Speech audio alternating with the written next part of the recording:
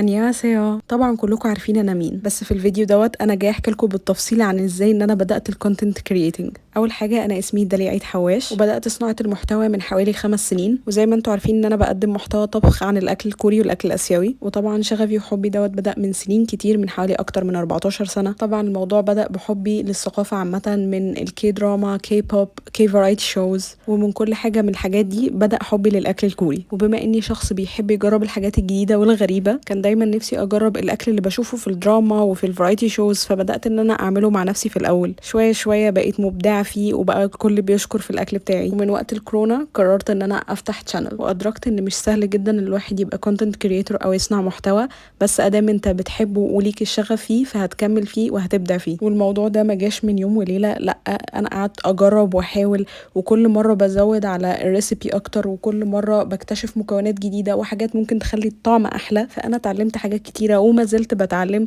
فالقوس مفتوح. ووصلت من مجرد اكلات بشوفها في الدراما، وقررت ان انا اعملها لاكلات عملتها وعرفتني على الثقافه اكتر. والموضوع ما وقفش عند الاكل بس، لا، انا اتعلمت حاجات كتير عن الثقافه، ودخلت في برامج كتير، وخدت شهادات كتير قوي ليها علاقه بالثقافه الكوريه. فاللي بدأ الحوار ده كله كان من الاكل، مجرد حب وشغف للدراما، من مؤثره لسفيره لداعمه. فالحمد لله على كل اللي انا وصلت له لحد دلوقتي. وطبعا لو هشكر حد بعد ربنا في الموضوع دوت فهيكون اهلي واصدقائي اللي دعموني بجد من كل قلبهم.